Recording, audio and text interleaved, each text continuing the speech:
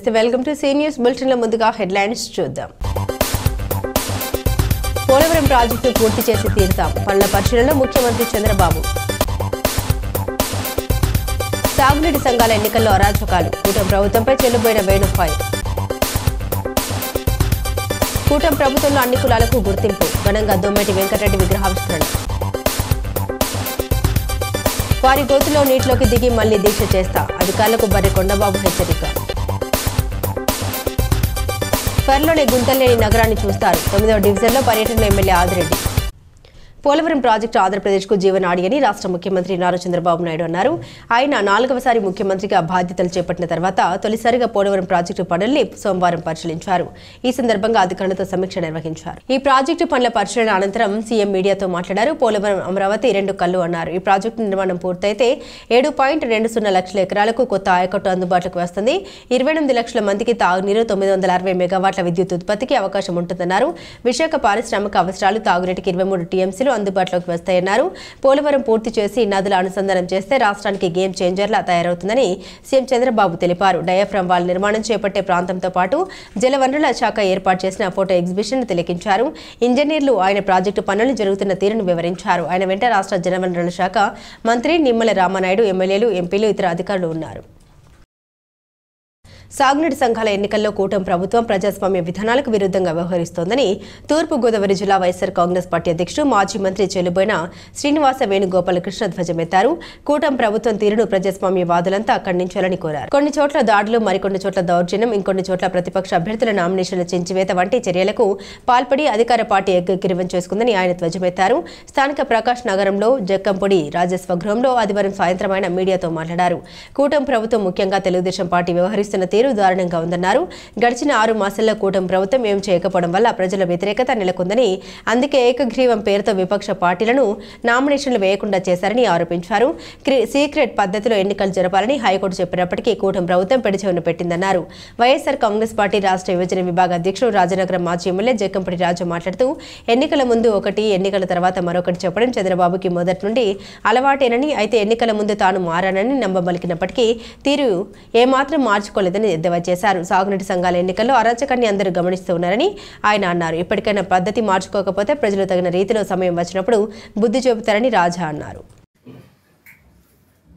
చంద్రబాబు నాయుడు గారి యొక్క మార్క్ రాజకీయాలు గడిచినటువంటి 35-40 సంవత్సరాలుగా ఆయన గమనిస్తే స్పష్టంగా ఎన్నికలకు ముందు ఒక మాట మాట్లాడతారు, ఎన్నికల అనంతరం ఒక మాట మాట్లాడతారు. 2024 ఎన్నికలకు ముందు కూడా నేను మారేను, ఈ రాష్ట్ర ప్రజలకు మంచి చేస్తాను అని చెప్పి సూపర్ 6 పేరిట అనేక వాగ్దానాలు ఇచ్చి ఇవాళకి దాదాపుగా 6-7 నెలలు పూర్తి కావస్తున్నప్పటికీ కూడా ఏ ఒక్క వాగ్దానాన్ని కూడా నెరవేర్చలేదు సరికదా. మరో పక్కన ఇసుక చూస్తే లారీ 25,000 రూపాయలు తక్కువ లేనిదే ఎక్కడా కూడా ఇసుక దొరికేటటువంటి పరిస్థితి లేదు. ఏదైతే ఒక ప్రొసీజరల్ గా ఫాలో అవ్వాల్సినటువంటి విషయాలు ఉన్నాయో ఎక్కడా కూడా వాటిని ఫాలో అవ్వకుండా పూర్తిగా డీవియేట్ అయ్యి కేవలం వాళ్ళ పార్టీకి సంబంధించినటువంటి వాళ్ళకి మాత్రమే అవకాశాలు వచ్చేటట్టుగా, ఎన్నికల్లో ఏకగ్రీవం అయ్యేటట్టుగా వాళ్ళు చేసినటువంటి అరాచకాలు రాష్ట్రం అంతా కూడా ఇవాళ వాళ్ళ యొక్క పొలిటికల్ స్టైల్ ఏంటనేటువంటిది, తెలుగుదేశం పార్టీ యొక్క తీరు ఏంటనేటువంటిది ఇదే ఒక ఉదాహరణగా మనం చూసుకోవచ్చు. వాళ్ళెవ్వరికీ కూడా నో డ్యూ సర్టిఫికెట్ ఇవ్వనివ్వకుండా, విఆర్ఓల్ని గ్రామాల్లో అందుబాటులో లేకుండా చేయడమే కాకుండా, ఎక్కడైతే కొంతమంది ధైర్యం చేసి ముందుకొచ్చి పోటీ చేయాలి, అభ్యర్థిగా ఉండాలి అనేటువంటి ఒక భావంతో ఆ నీటి సంఘంలో ఉన్నటువంటి రైతులకి మంచి చేయాలనేటువంటి భావంతో ముందుకొచ్చినటువంటి వాళ్ళ మీద దాడులు చేయడం, వాళ్ళ మీదకి అధికారుల్ని ఉపయోగించి పోలీస్ స్టేషన్లకు తీసుకెళ్ళడం కావచ్చు, లేకపోతే బెదిరింపులకు పాల్పడడం కావచ్చు, ఇవన్నీ కూడా పూర్తిగా ప్రజాస్వామ్యానికి కూనీ చేస్తున్నట్టు అనేటువంటి విషయాన్ని ఖచ్చితంగా రాష్ట్ర ప్రజలు అందరూ కూడా గమనిస్తూ ఉన్నారు అనేటువంటిది దయచేసి ప్రభుత్వం కళ్ళు తెరుచుకుని చూడాల్సినటువంటి అవసరం మాత్రం ఉందని చెప్పి తెలియజేస్తాం. ఎక్కడ ఒక ట్రాన్స్పరెన్సీ లేకుండా, ఎక్కడ ఒక పద్ధతి అనేటువంటిది ఫాలో అవ్వకుండా ఒక పక్షపాతంగా నిర్వహించారనేటువంటి దానికి ప్రధానంగా కారణం మనం చూస్తే గనక ఇవాళ రైతుల్లో తీవ్రమైనటువంటి వ్యతిరేకత అనేటువంటిది ఈ ప్రభుత్వం మీద కేవలం 6 నెలల కాలంలోనే ఏర్పడింది. ఈ రాష్ట్రంలో ప్రజాస్వామ్యాన్ని ప్రేమించేవారు, గౌరవించేవారు, నమ్మకం ఉంచిన వారి పట్ల కూటమి ప్రభుత్వం నిన్న జరిగినటువంటి నీటి సంఘాల ఎన్నికల్లో ప్రవర్తించినటువంటి తీరు. నిన్న నీటి సంఘాల ఎన్నికల్లో ఏకపక్షంగా మేము గెలిచామని చాలా గొప్పగా చెప్పుకుంటున్నటువంటి కూటమి ప్రభుత్వ పెద్దలు, ప్రత్యేకంగా తెలుగుదేశం సంబంధించినటువంటి నాయకులు ఏ విధంగా ఆ ఎన్నికలు నిర్వహించారు? ప్రత్యేకంగా అత్యున్నత న్యాయస్థానం చెప్పినటువంటిది సీక్రెట్ బ్యాలెట్ పద్ధతిలో ఎన్నికలు నిర్వహించాలని కోర్టు నిర్దేశించినప్పటికీ కూడా ఎవరైతే ఎన్నికల్లో పాల్గొనేటువంటి వ్యక్తులు ఉంటారో నీటి తీరువాకు సంబంధించినటువంటి బకాయిలు చెల్లించి విఆర్ఓల దగ్గర సర్టిఫికెట్స్ పొందాలి ఎన్నికల్లో పాల్గొవాలంటే. ఇది ఒక దౌర్జన్యమా లేకపోతే అధికారం ఉన్నటువంటి దురహంకారమా, అధికార దురహంకారమా?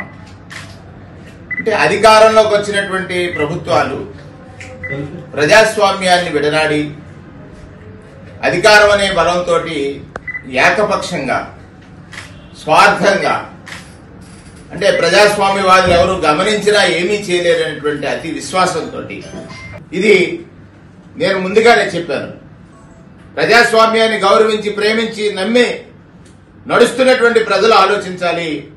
కూటమి ప్రభుత్వం చేస్తున్నటువంటి ఎన్నికల విధానంలో కేవలం అధికారం అనేటువంటిది ప్రతిపక్షపై కక్ష తీర్చుకోవడానికే కానీ ప్రజాస్వామ్యాన్ని రక్షించడానికి కాదు.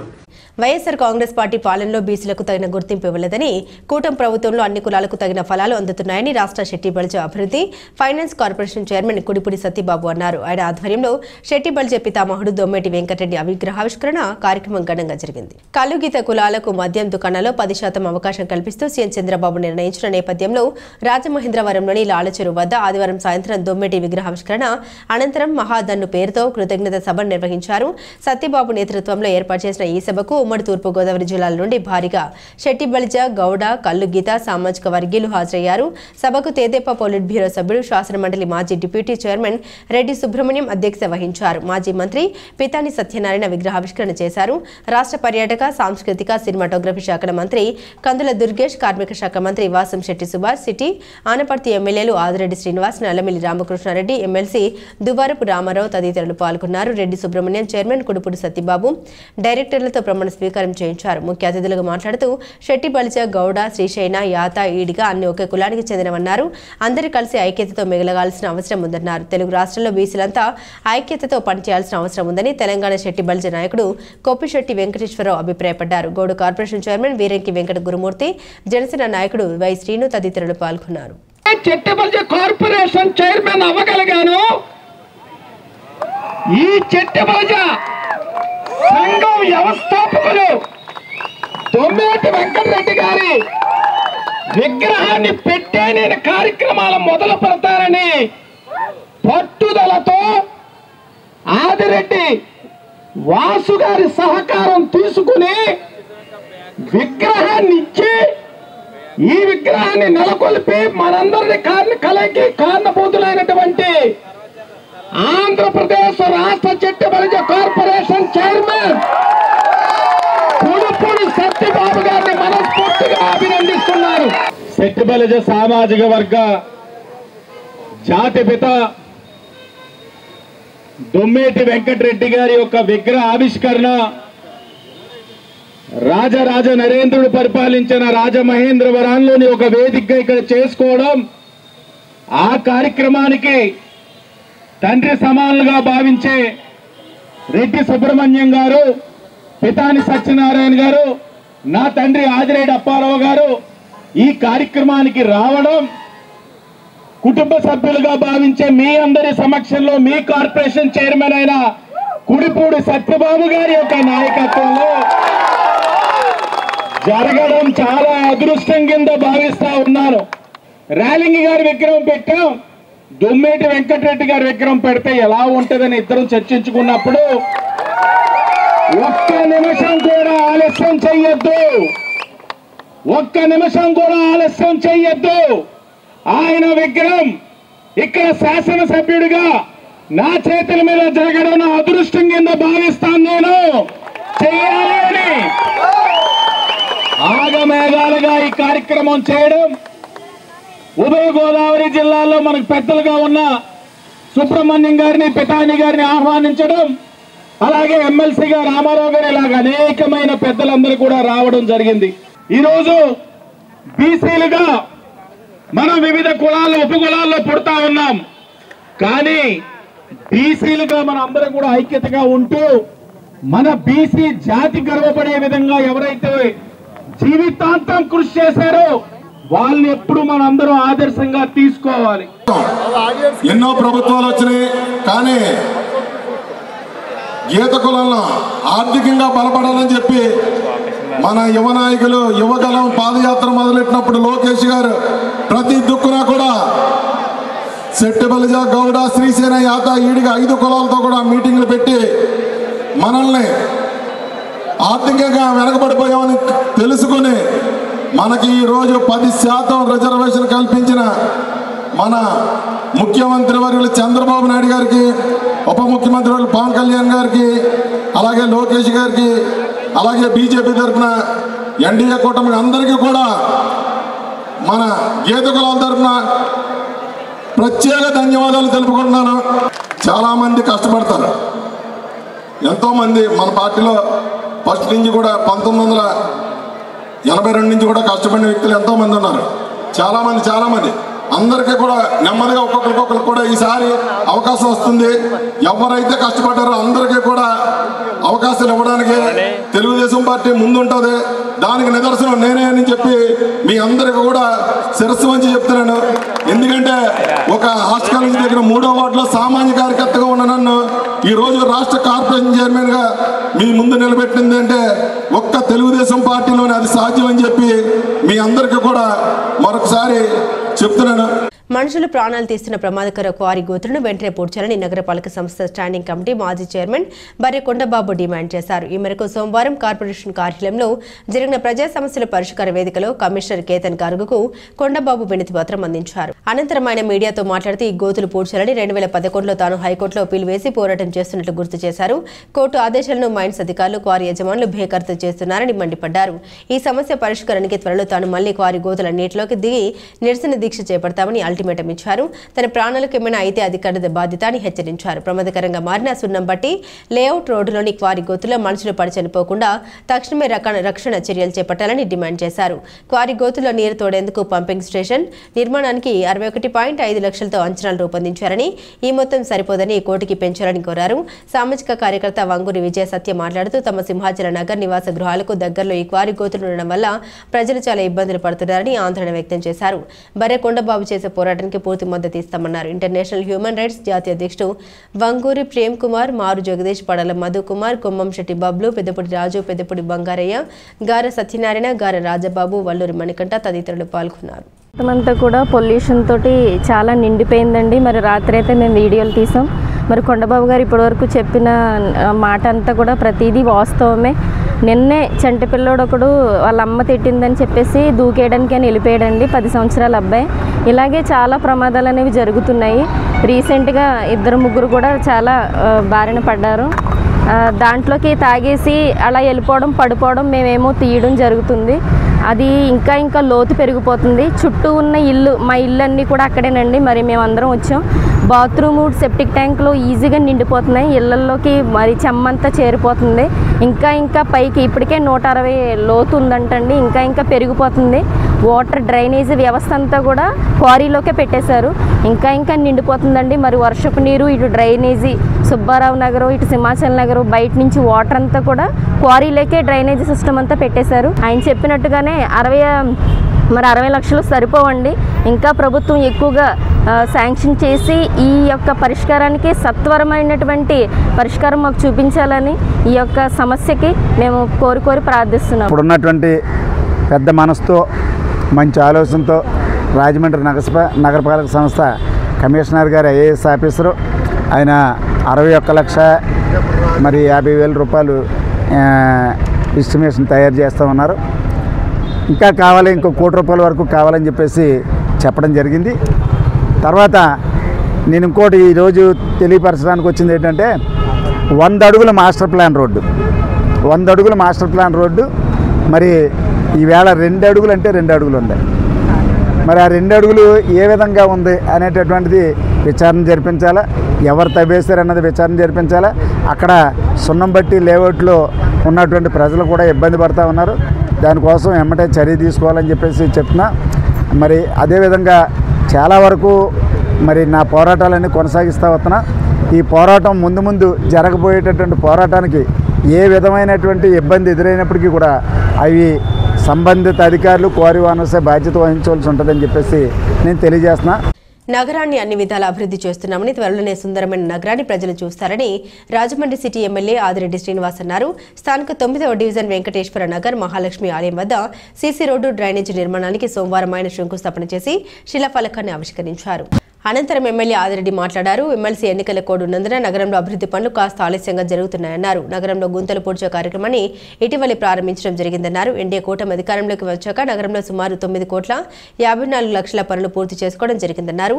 అలాగే 22,51,00,000 పనులు జరుగుతున్నాయన్నారు. ఇంకా 3,90,00,000 పనులు ప్రారంభించాల్సిన అవసరం ఉందన్నారు. ఇంకా 3,42,00,000 పనులు టెండర్ స్టేజ్లో ఉన్నాయన్నారు. ప్రజలకు ఏదైతే అవసరమో ఆ పనులు మాత్రమే చేస్తాం, కానీ గత వైకాపా నేతల పబ్లిసిటీ కోసం మాత్రం ఏం పని చేయమన్నారు. నగరానికి 70 కోట్ల పనులు అవసరం ఉన్నాయంటే గత 5 సంవత్సరాల వైకాపా పాలకులు ఏం చేయలేదని స్పష్టంగా అర్థమవుతుందన్నారు. ఏదేమైనా ఆరోగ్యకర రాజమండ్రి, గుంతలేని సుందరమైన నగరాన్ని ప్రజలు త్వరలోనే చూస్తారని అన్నారు. మాజీ కార్పొరేటర్ కోసిరి చండిప్రియ, వాసిరెడ్డి బాబీ, మరుకుర్తి శివ యాదవ్, చొప్పర్ల భద్రం, మహమ్మద్ ఖాన్, సలాది, ఆనంద్ నగరపాలక సంస్థ అధికారులు పాల్గొన్నారు. రాజమహేంద్రవరం సిటీ నియోజకవర్గంలో గత కొన్ని రోజులుగా ఎలక్షన్ కోడ్ రీత్యా అనేకమైన పనులు చేసుకునే అవకాశం ఉన్న చేయలేని పరిస్థితి నుంచి ఈ రోజున మొన్ననే నగరంలోనే ఎక్కడైతే గుంతలు ఉన్నాయో గుంతలన్నీ కూడా ఈ నెలాఖరికి అంటే పండక్కి అసలు నగరంలో ఎక్కడ కూడా గుంతలు లేకుండా చేసే కార్యక్రమం ఒకటి శ్రీకారం చుట్టాం. రెండవది ఈ రోజు నుంచి అనేకమైన పనులు మీరు ప్రజలను గమనించమని అడుగుతూ ఉన్నాం. ఎన్డీఏ కూటమి అధికారం వచ్చిన తర్వాత సుమారు 9,54,00,000 పనుల్ని పూర్తి చేసుకోవడం జరిగింది. అలాగే 22,51,00,000 పనులు ప్రోగ్రెస్లో ఉన్నాయి, అంటే నడుస్తూ ఉన్నాయి. ఇంకా 3,90,00,000 పనులు ప్రారంభించుకోవాల్సిన అవసరం ఉంది.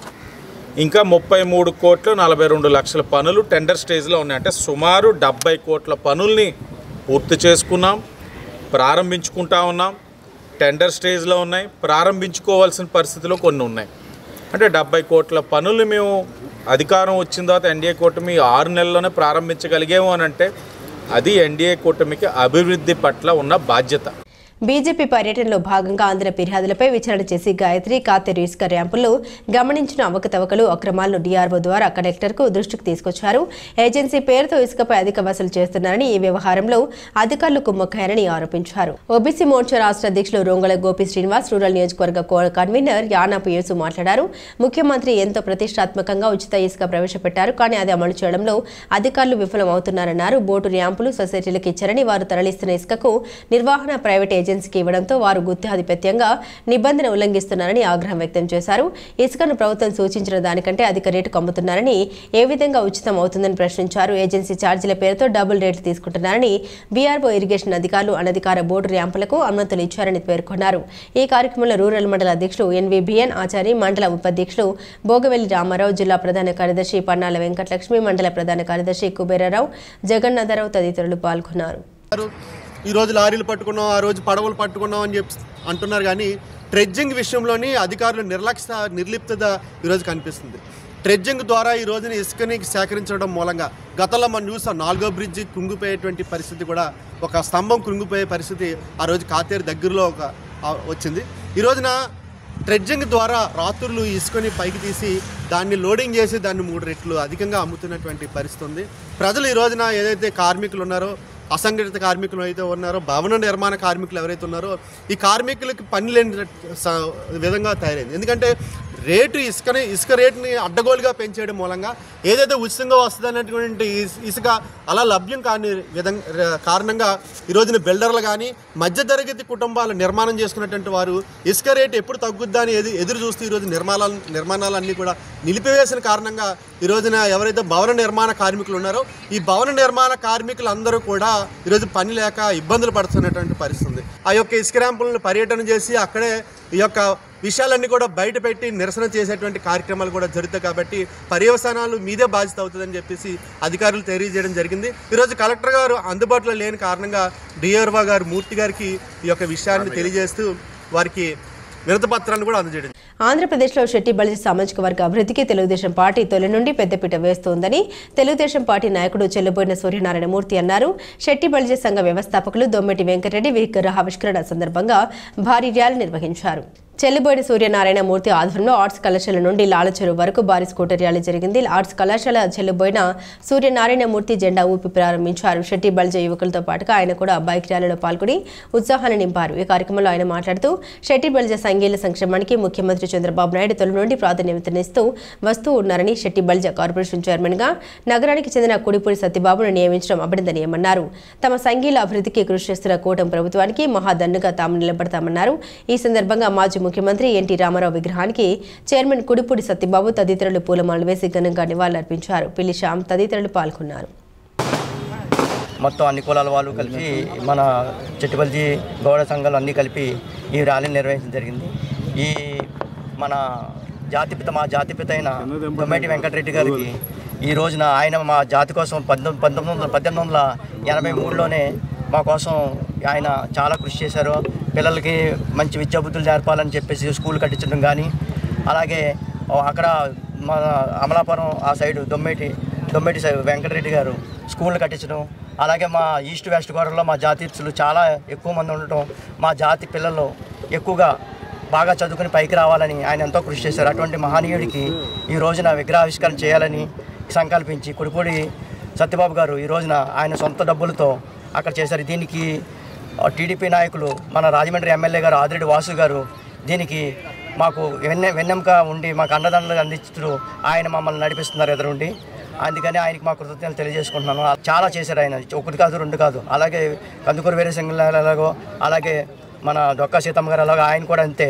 చాలామందికి వరదలు వస్తే ఆయన అందరికీ భోజనాలు పెట్టారు. ఆయన సొంత ఆస్తులు ఖర్చు పెట్టి మొత్తం ఆస్తులన్నీ మా కులస్తులకు రాశారు. అప్పట్లో ఈడిగా చెట్టిగాళ్ళు అని పిలిచేవారు. ఆ పేరు మార్చి చెట్టిబల్జీ అని రిజిస్ట్రేషన్ చేయించి ఆయన మాకు ఒక ఉన్నత స్థానాన్ని కల్పించారు. ఈ రోజున ఎమ్మెల్యేలు గాను ఎంపీలు గాను ఒక ఐఏఎస్లు ఐపీఎస్లు ఉన్నారంటే ఆయనే మాకు ఆదర్శం.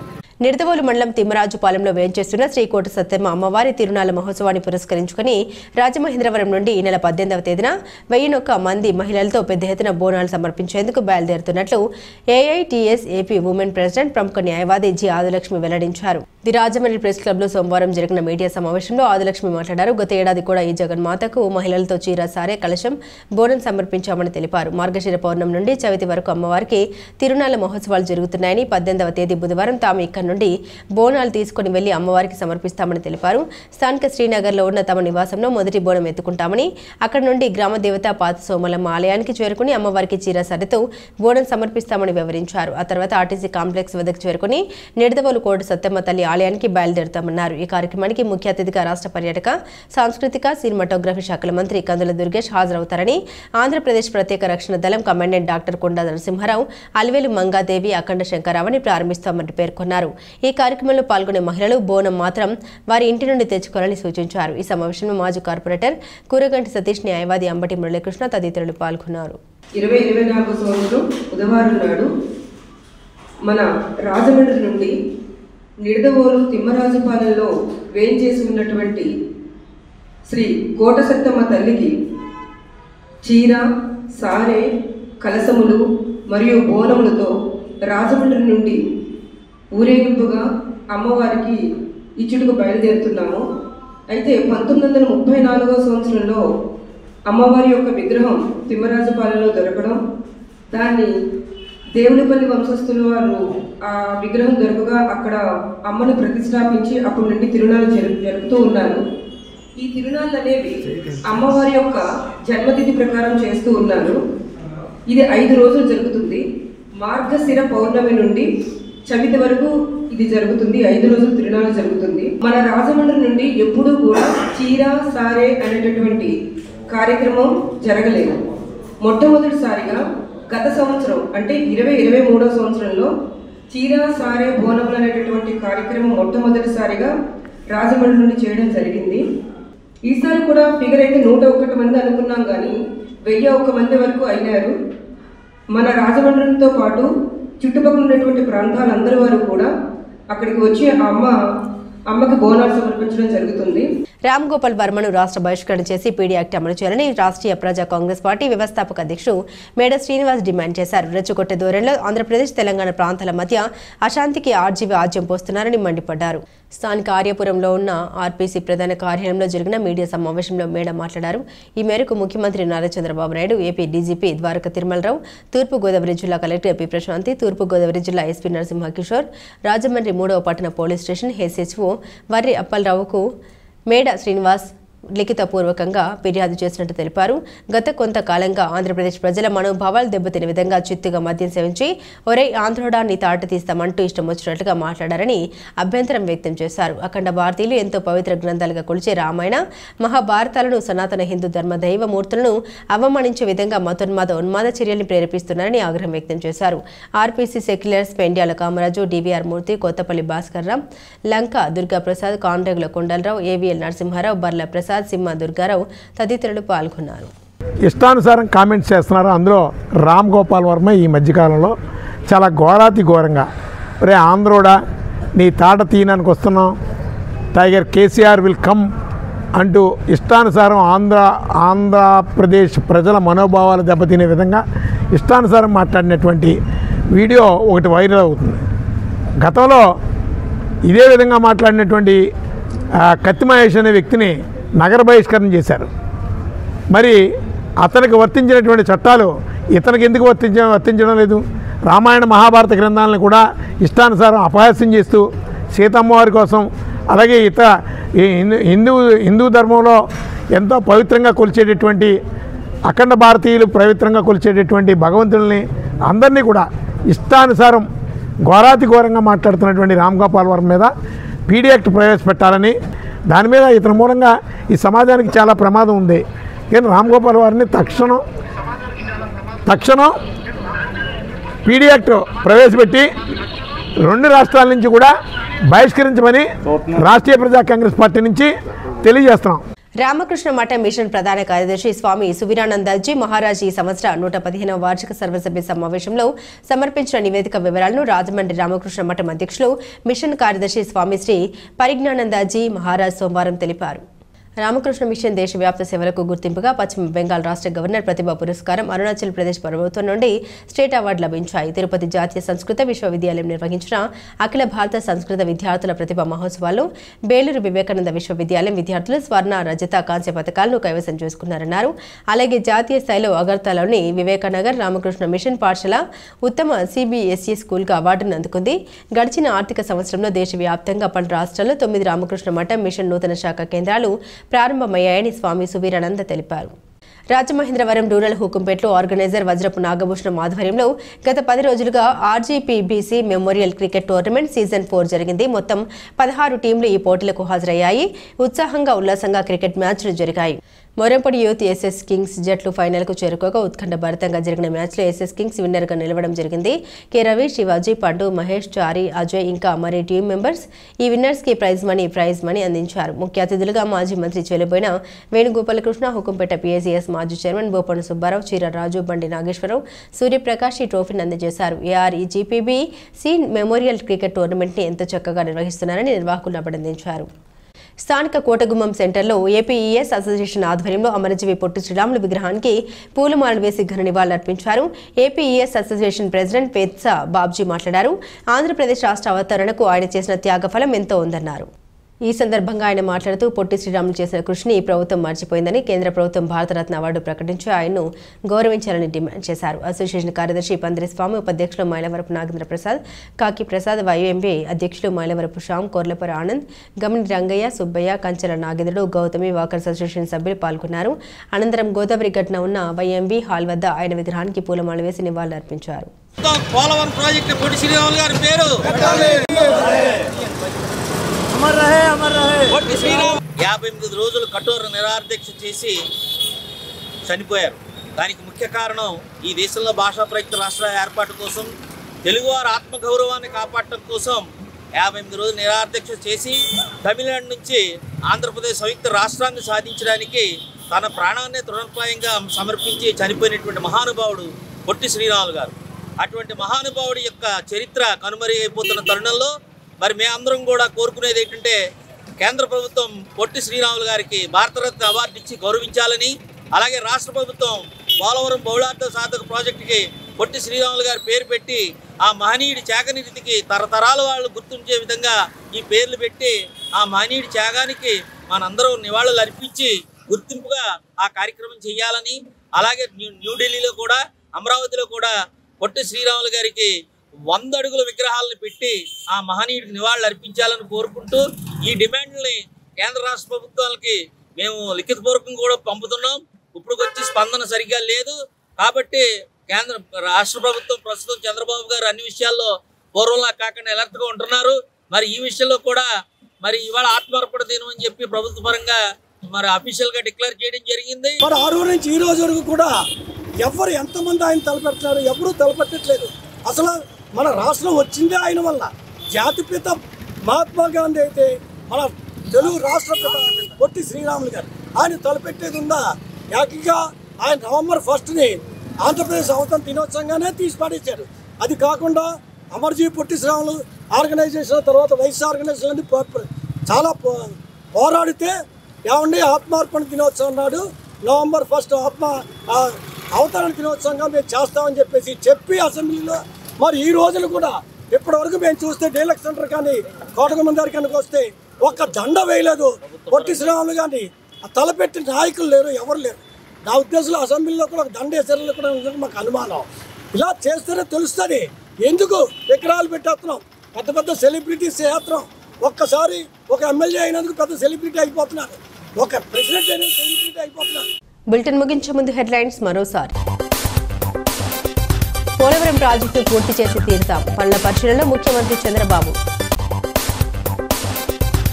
సాగునీటి సంఘాల ఎన్నికల్లో అరాచకాలు, కూటమి ప్రభుత్వంపై చెల్లుబోయిన వేణు ఫైర్. కూటమి ప్రభుత్వంలో అన్ని కులాలకు గుర్తింపు, ఘనంగా దొమ్మేటి వెంకటరెడ్డి విగ్రహావిష్కరణ. వారి గోతులో నీటిలోకి దిగి మళ్లీ దీక్ష చేస్తా, అధికారులకు బర్రె కొండబాబు హెచ్చరిక. త్వరలోనే గుంతలేని నగరాన్ని చూస్తారు, 9వ డివిజన్లో పర్యటనలో ఎమ్మెల్యే ఆదిరెడ్డి. ఇవి బులెటిన్ అప్డేట్స్. మరిన్ని అప్డేట్స్ కోసం చూస్తూనే ఉండండి సీ న్యూస్.